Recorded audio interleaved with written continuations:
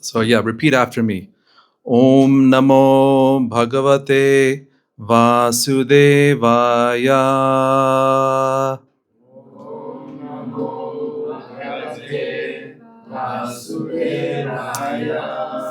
Om Namo Bhagavate Vasudevaya.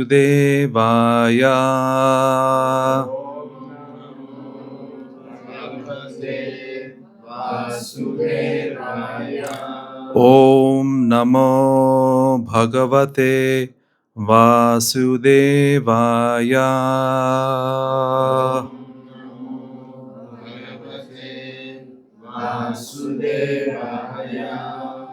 Now just be still and just let that vibration enter into your body, into your heart, and you can feel your cells move and get activated.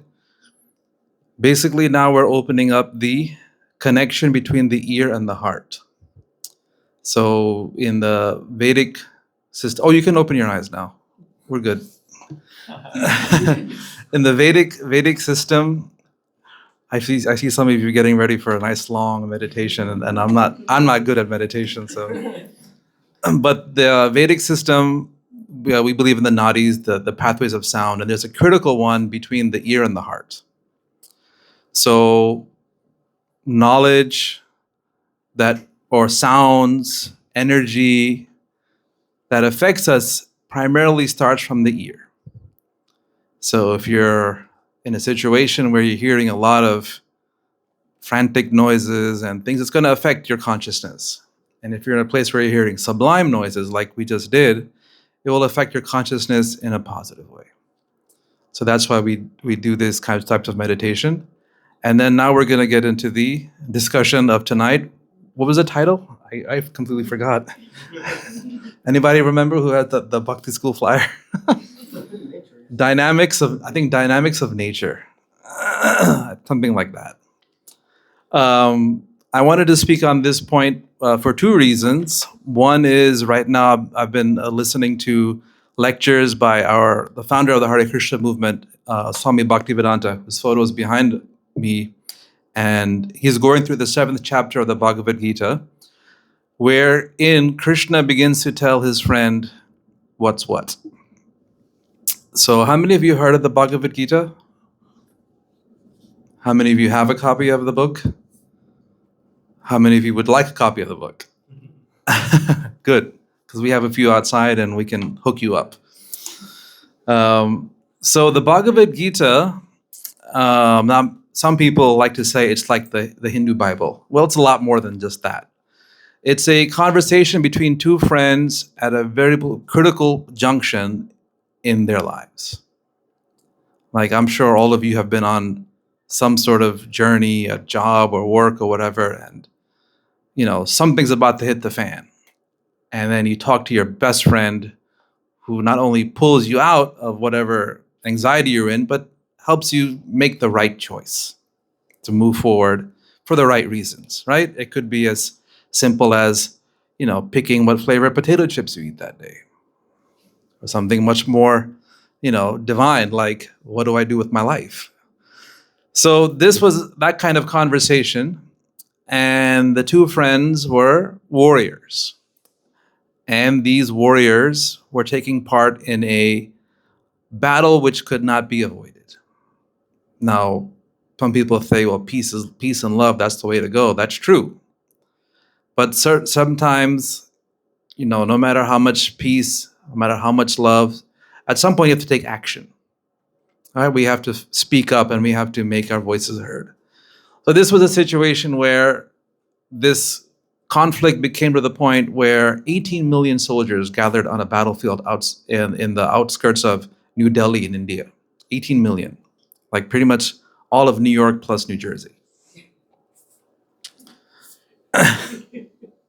New York City plus, you get it. And the general of one of the sides, he tells his best friend Krishna, and the general's name is Arjuna, take me out to the middle of the battlefield. Think Braveheart, but like much grander scale. He tells his friend Krishna, who's his charioteer. He's also a king, but Krishna says, I don't want to take fight because I have friends on both sides, but if you need my help, I'll drive your chariot, like Gladiator. So he takes his chariot out to the middle of the battlefield, like where the war is just about to begin. You know, the horses and the elephants and the soldiers are all getting ready to get this thing going. And Arjuna has a breakdown. Like, why am I doing this? How can I enjoy the spoils of war if everybody around me is going to be dead? What's the point of all this? Can't I just go to the forest and hide? Let peace prevail. What's the big deal? And Krishna has to not only remind, but also reveal the essence of activity, essence of action. And he begins the discussion by, informing Arjuna that as long as you're in these bodies, you have to do something. So that's quite, a startling statement, because there are people who would like to do nothing. But even those who do nothing are doing something. So ipso facto, you are always doing something. So that something, that action that we do has a quality. And that quality is the choice we make when we do that action, which leads to that action. Like, I could pull out a gun and, end all of your lives. That's a pretty bad choice, leading to a really bad action. So the conversation continues where Krishna explains what is karma, big word. Karma means action and reaction. Then he explains what is knowledge. Knowledge means that which can illuminate your true identity. Then he explains how that knowledge can affect your work. That if you're working in a state of awareness of who you are, you're the soul, you are the Atman, you are not this body, you're connected to something more divine, then your actions become that much more real. Because now when I push you, you're not just Joe Schmo, I know you. And I should be more careful than to, affect you in a negative or adverse way, because I know you now.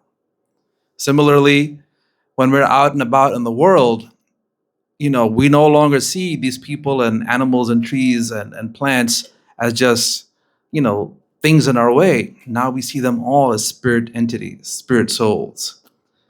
Therefore, my action should be in a way to uplift and benefit rather than to, hurt, denigrate, destroy, whatever adjective you want to use there. So Arjuna says, all right, I can get with the work, but my mind does not let me make these good choices every time.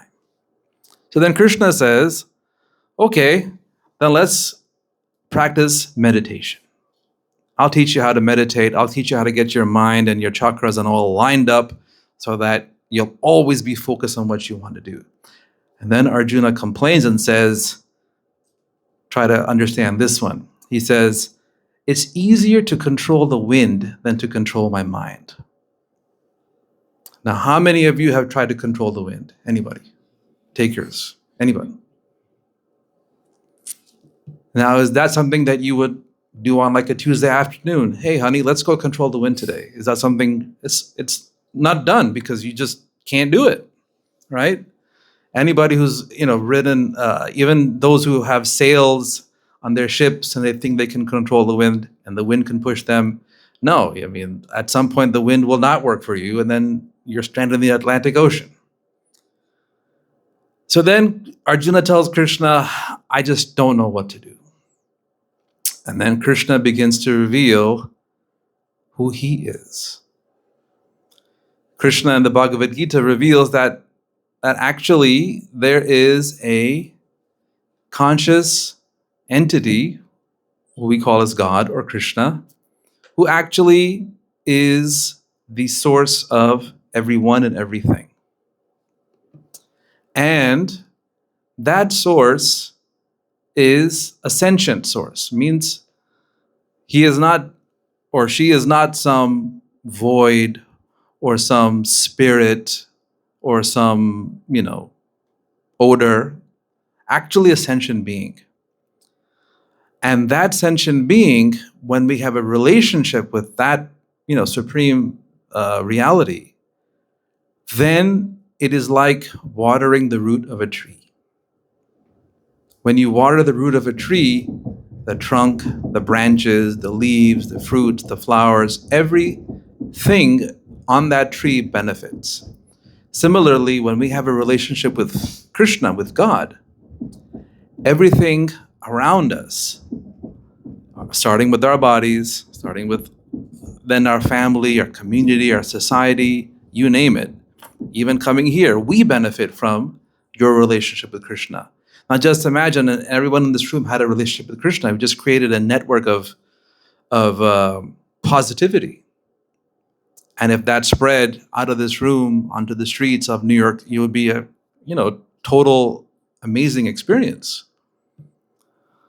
So I just summarized rather briefly the first 6 chapters of the Bhagavad Gita. Now in the 7th chapter, which is where our discussion today is, Krishna then tells Arjuna, all right, I think it's time for me to really tell you what's going on.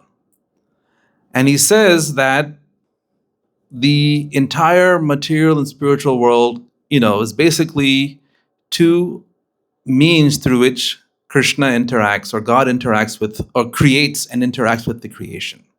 There's a spiritual nature and a material nature. The material nature is called Prakriti in Sanskrit, and the spiritual nature is called Daivi Prakriti, or spiritualized nature. So how many of you have heard of this great personality called Mother Nature? So this is, in the Sanskrit term, Prakriti, or the means through which things happen. So like we're planting flowers. Yeah, there's a seed, there's soil, there's water, there's sunlight, there's fertilizer, shears. All of these implements, all of these energies, these are all energies of God. And they come in these 2 categories, either spiritual or material. So the spiritual energy is what makes the soul. There's 3 categories within that. One is called Sat, which is eternality. Other is called Chit, which is full of knowledge. And the third is called Ananda, always eternally blissful. So these 3 energies are the building blocks of the soul, or our eternal identity. So you're in this male body, you're in this female body, but you yourself, you are not made of blood and skin and bone. You're made of these 3 spiritual elements called Sat, Chit, and Ananda. And that constitutes the Daivi Prakriti. And the rest, this material existence that we're in, all of these different things that we're touching, feeling, doing, these constitute the different aspects of the material nature, or Prakriti. So that includes the gross elements, which are 5: earth, water, fire, air, ether. That includes 3 subtle elements: mind, intelligence, and false ego. But wait a minute. I can't touch the mind. I can't quantify intelligence.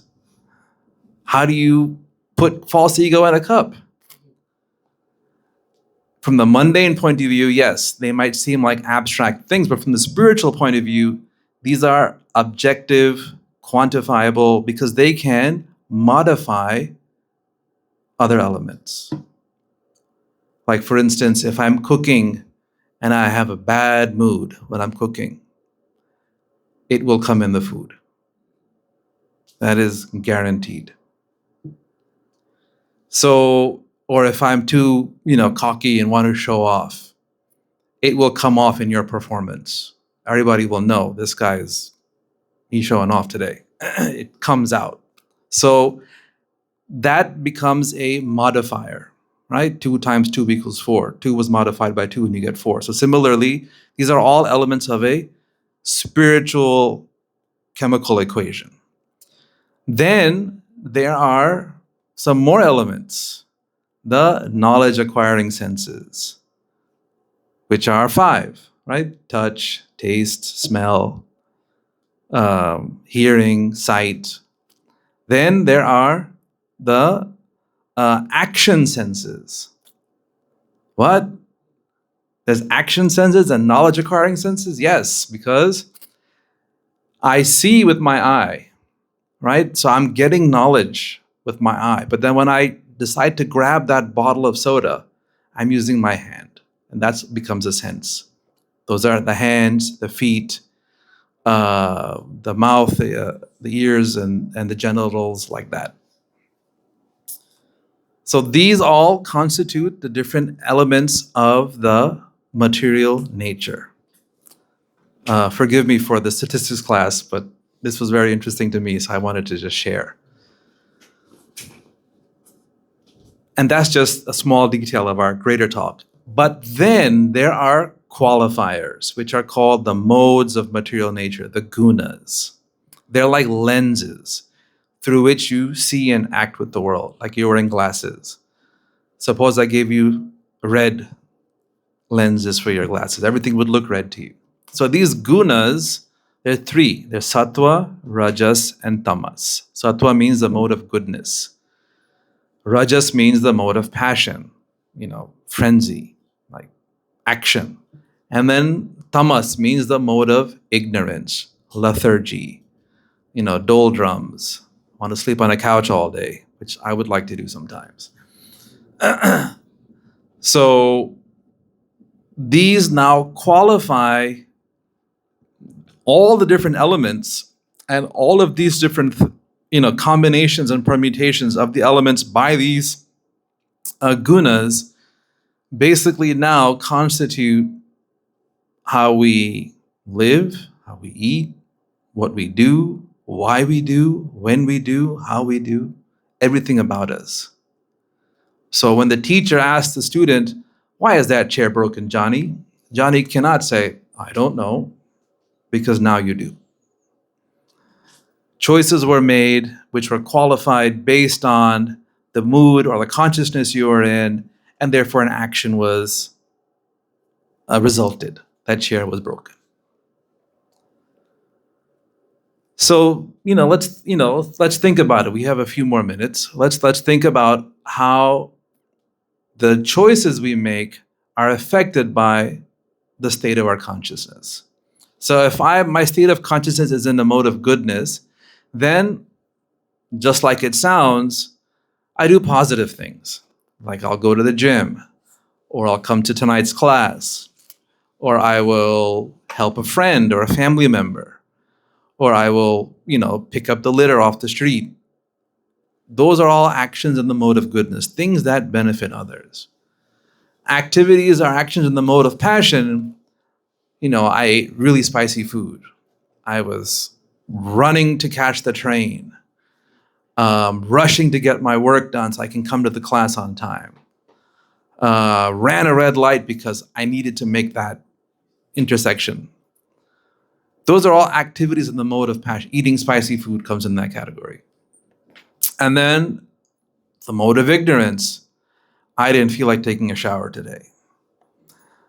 I wanted to sleep in, and that's it. I want to doom scroll. I just learned what that word was. These are all activities in the mode of ignorance. So when we're affected by these modes, then it affects our consciousness. So if we spend all day, on the social media and the Instagram, none of us will ever come out of it and say, "Man, that was a good use of 8 hours." Anyone? I know he recently passed away, but that was one of the biggest memes. Prove me wrong, right? But that's the thing, because we were in this mode of ignorance. And nobody feels super positive. Yeah, I had to run and I had to catch 3 trains and I was stressed out. I had this meeting, I had this presentation. But you feel relief. it's over. But when we live in or when we act in the mode of goodness, you feel positive, you feel uplifted. That, you know what, today was a really good day. I feel good. And then you feel more inspired to help others. But then somehow that may not sustain. And then we come back into the mode of ignorance, or go back to the mode of passion, go back into the mode of goodness. So these modes and how they affect our activities on a day-to-day basis, most of the time, we are not aware that this is happening to us. We just think we are living life. But actually, yes, we are living life, but we are letting or allowing the environment, the elements, the objects of our senses dictate how we live that life. And then Krishna says, beyond this Prakriti, if you connect with the source, the Devi Prakriti, that which is inside, and you nourish and feel that, your original consciousness, that means you're connecting with the divine. And we derive that strength, that courage to always be in a situation, whether it's work-wise or choices, friends, that will uplift us. And then uplifting us, it will uplift everyone and everything around us. So the question is, and this is where I'm going to open up the floor to discussion, how many of us, could see or can see that, what, these modes are affecting me? Yes, how? So, good question, because I was going to go, so, Yes. like, a good example, I'm thinking about this, it really resonates with me in some current situations I'm facing, and even from when you were talking about Krishna talking to Arjuna, action, inaction, sometimes you do have to take action, you can't just not do, I'm like, there's so many questions. Yeah. And like, oh my gosh, it's the same thing. So, but touching with this, the modes. Yes. So, like you said, even our environments, elements around us can influence these modes. Yes. So, for instance, in a work-related environment where everyone is down, negative, maybe they're going through things and they bring that to work, and so they might behave a certain way with you. You know where it's coming from, but now you might be in a reactor. Everyone's reacting to each other, so maybe you might be in a mode of passion, I'd say, perhaps, if you get pulled into that reactor. Yeah. Like, I gotta Yeah. defend, you're not Yeah. really thinking, you're just feeling. Yeah. And you become that mode. Right. And, yeah. That's actually a very good point. Like you can become the mode that you're surrounded by. Yes, because it influences all the choices. So like if you're in a disco or club, or what do you guys call it nowadays? Right? And the music is thumping, boom, boom, boom, boom, boom, boom, boom. Your heart is going. Right? You cannot talk about meditation in an environment like that. Right? You can't. Yes. So, I'm more mystical minded and spiritually minded, but how would this correlate with someone scientifically minded, biologically would say, well, it's just adrenaline. Well, it's just cortisol. Yes, sure. So those scientific terms, they're just talking about the result. Like for instance, if you're taking, painkillers, it's only treating the symptom. It's not treating the cause. The Bhagavad Gita is talking about cause. If you understand the cause of your suffering, then at least you'll have the ability to make the choice to end that suffering. Like, for instance, I might love eating pizza, but I always break out in a rash. That's not me personally, because I love pizza. I break out in bumps and lumps. And then if you go to the doctor will tell you you're allergic to cheese. Right? So then you have to stop eating that or figure out, a healthier, safer alternative. So the Bhagavad Gita talks about exactly that point. Like, once we know, because I have to act, right? There's no way around inaction. So the best thing I can do is do the better or best action, or take the better choice. So in the second chapter of the Bhagavad Gita, Krishna says, the yogi, the Sthita Dhir Muni, the yogi who is situated in goodness, he knows how to make that better choice. Why? Because he's grounded. What's he grounded in? That ultimate reality. I know I have a relationship with Krishna. I'm speaking on his behalf. I'm still figuring that out for myself. So the yogi knows he has a relationship with Krishna. The yogi knows that his source, the source of his ananda, his bliss, is divine. So therefore, he does not feel compelled or to give in to the impulses of that bag of potato chips or that Instagram page or whatever. He knows that he can make a better choice. And once you start seeing the positive effect of those better choices, then you develop strength and courage to make even better choices. So I forgot your name, Luke. I was telling Luke that when the Hare Krishna movement started, the Swami, whose photo is here, Swami Bhaktivedanta, he was telling the people he met, don't change anything about your life. Just connect to divinity by chanting the Hare Krishna mantra. That's all you have to do. And do it sincerely. Meaning, sincerely means you may not know who Krishna is, but you're desiring to know and to connect with that reality. And he said that mantra will basically give you the courage to make the better choice. And clearly it did. Otherwise, we wouldn't have this, wonderful temple and society and so forth and so on. So we have the opportunity to now understand the cause of our suffering, the cause of action, the cause of the choices we make.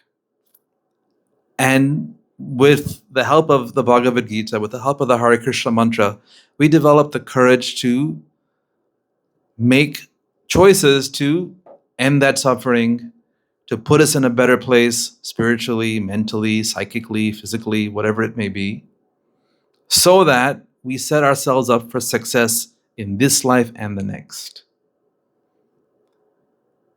Anyone else wants to talk about the modes, something about your day that relates to the modes?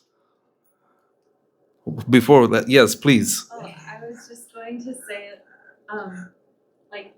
I really like Ram Dass, and he said something about like you think you are like an enlightened or spiritual person until you spend time with family, and I just like that because yes, it's similar like yes, what you said about work, but you have these very close interpersonal relationships, and it's testing, right? Correct. You show up with like open, loving kindness, and then you go home for Thanksgiving or something, and you're like, you kind of revert into, maybe not everyone, but it's easier, and then you're like, I do, wow. so I agree with that. No, I like that.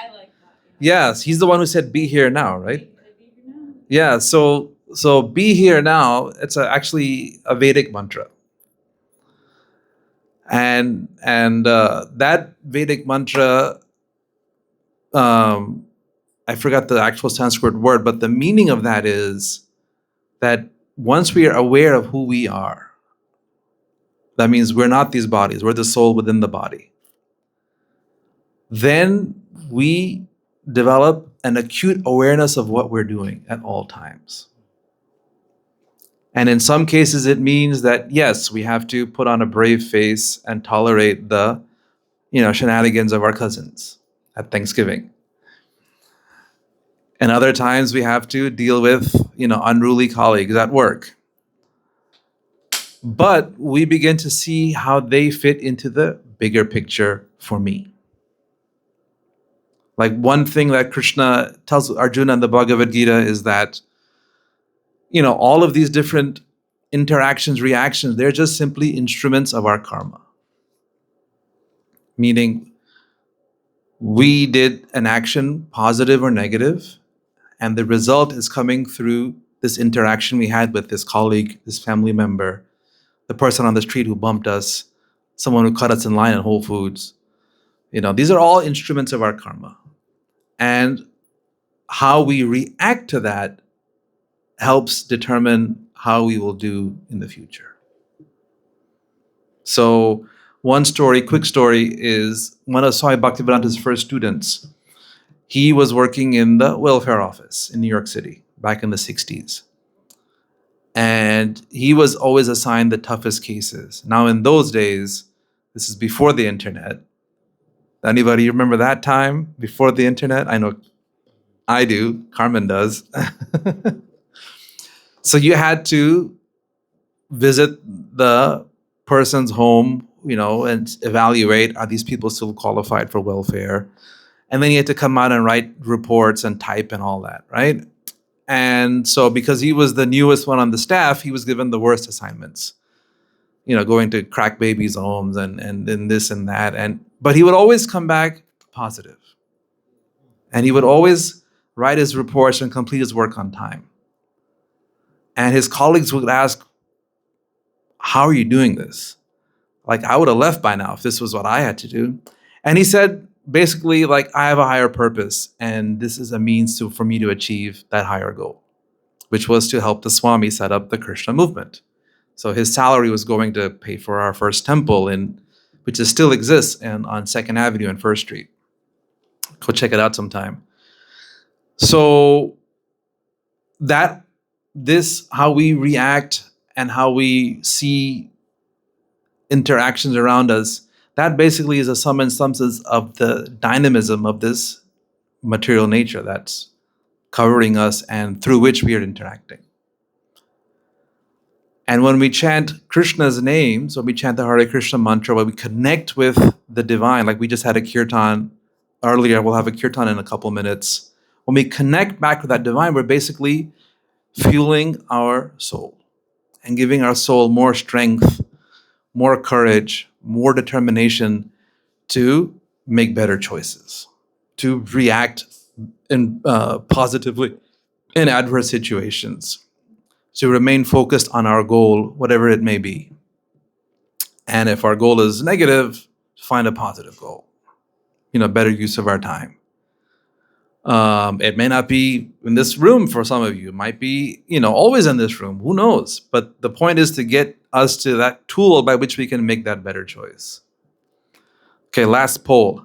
How many of you feel like you made a better choice by coming here today? Okay, now how many of you want to tell the truth? I'm just kidding. Yes, one more question. Yes.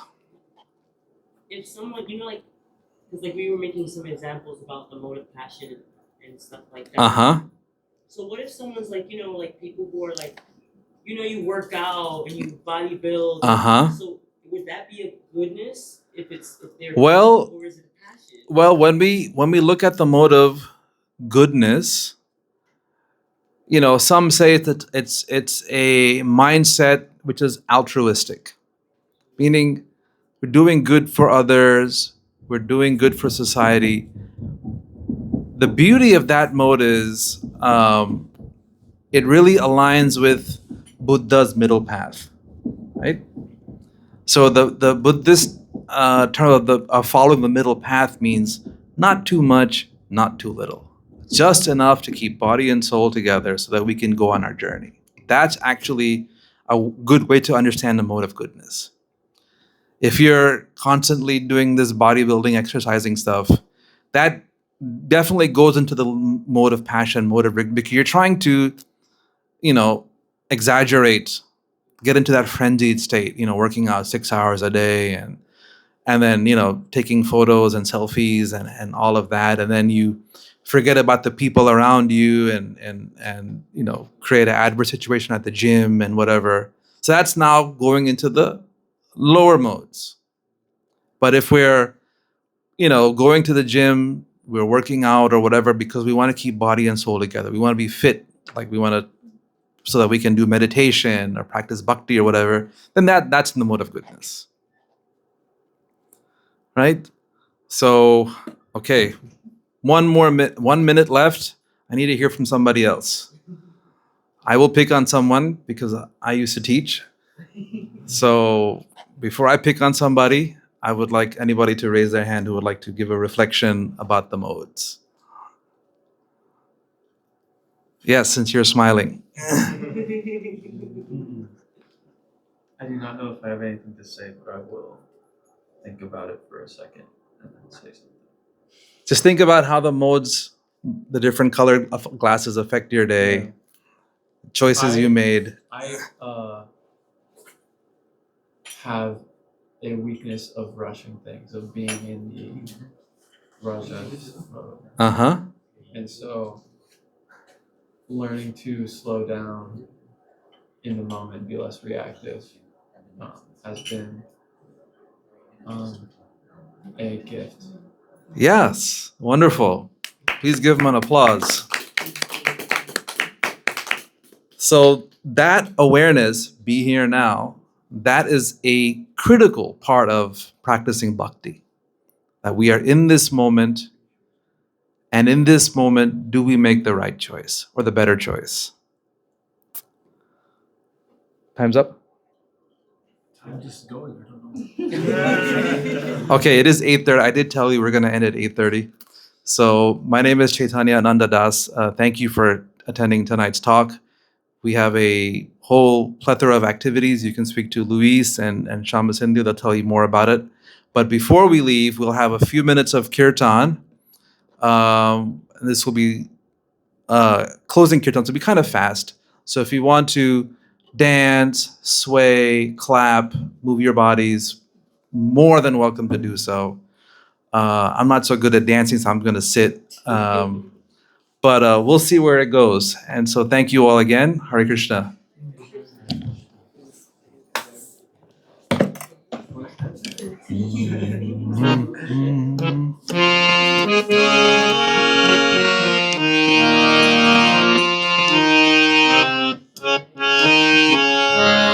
Hare Krishna, Hare Krishna, Krishna Krishna, Hare Hare, Hare Rama, Hare Rama, Rama Rama, Hare Hare, Hare Krishna.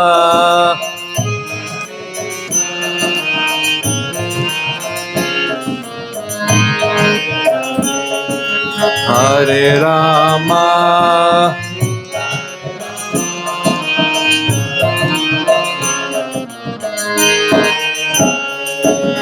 Hare Krishna, Hare Krishna, Krishna Krishna, Hare Hare, Hare Rama, Hare Rama, Rama Rama, Hare Hare, Hare Krishna, Hare Krishna.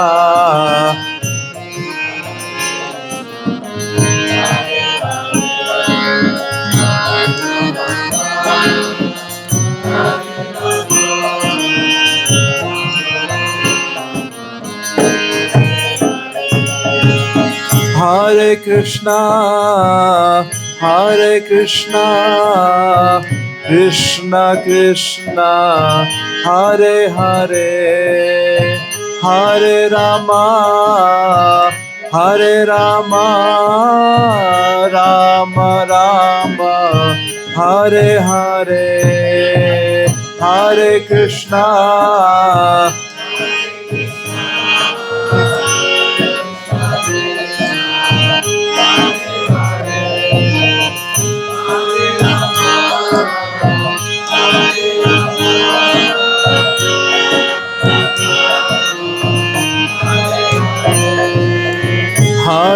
Krishna, Krishna Krishna, Hare Hare, Hare Rama, Rama Rama, Hare Hare, Hare Krishna,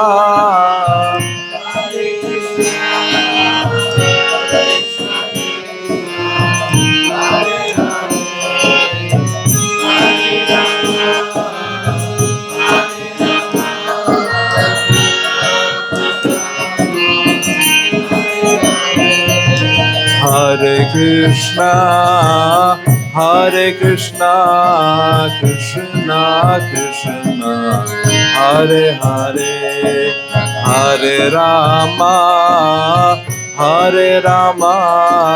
Rama Rama, Hare Hare, Hare Krishna.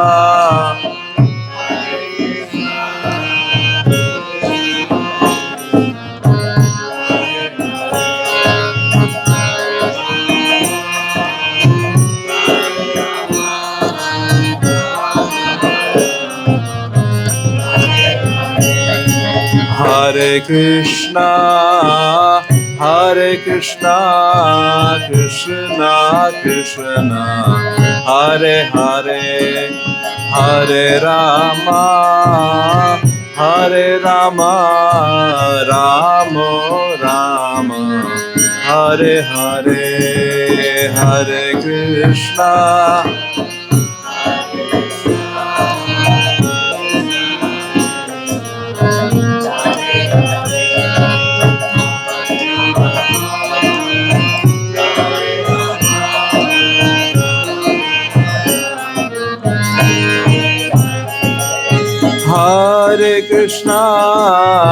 Hare Krishna, Krishna Krishna, Hare Hare, Hare Rama,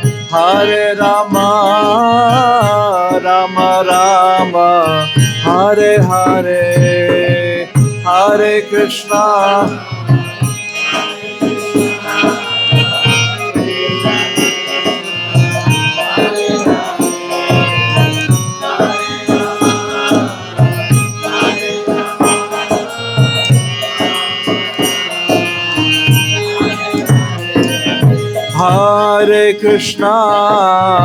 Hare Krishna, Krishna Krishna, Hare Hare, Hare Rama, Rama Rama, Hare Hare.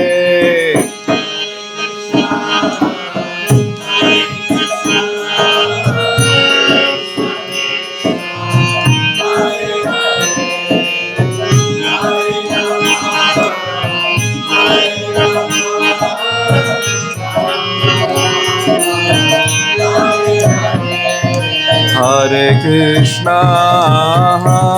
Krishna, Krishna Krishna, Hare Hare, Hare Rama, Rama Rama, Hare Hare, Hare Krishna.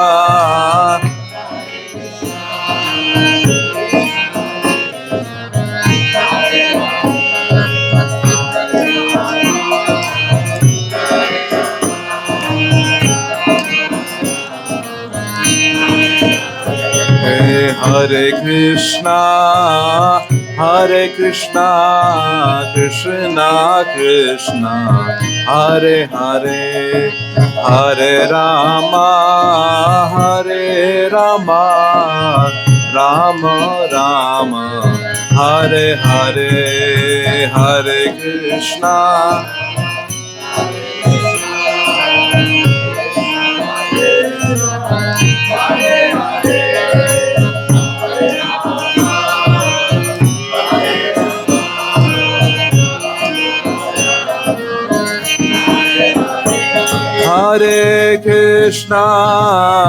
Hare Krishna, Krishna Krishna, Hare Hare, Hare Rama, Hare Rama, Rama Rama, Hare Hare, Hare Krishna.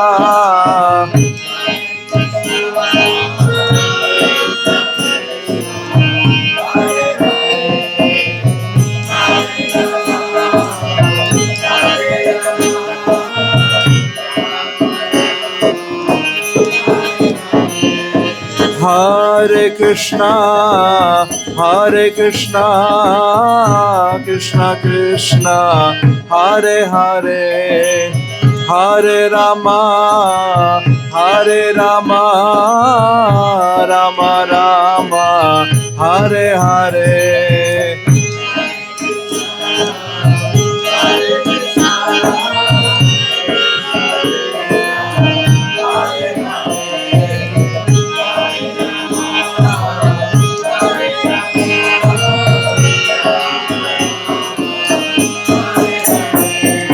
Hare Krishna, Hare Krishna, Krishna Krishna, Hare Hare, Hare Rama, Hare Rama, Rama Rama, Hare Hare, Hare Krishna.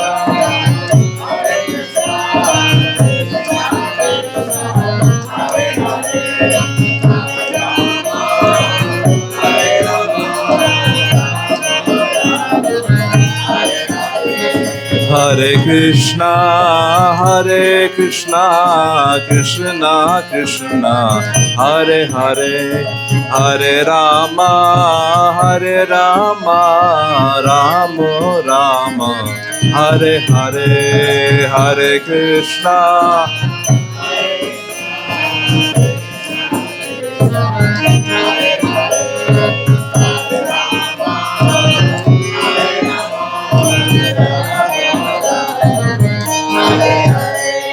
Hare Krishna, Hare Krishna, Krishna Krishna, Hare Hare, Hare Rama, Hare Rama, Rama Rama, Hare Hare, Hare Krishna.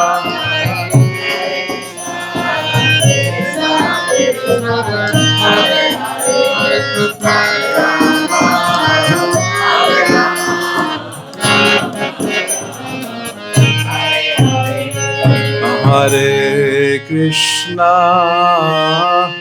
Hare Krishna, Krishna Krishna, Hare Hare, Hare Rama, Hare Rama, Rama Rama, Hare Hare.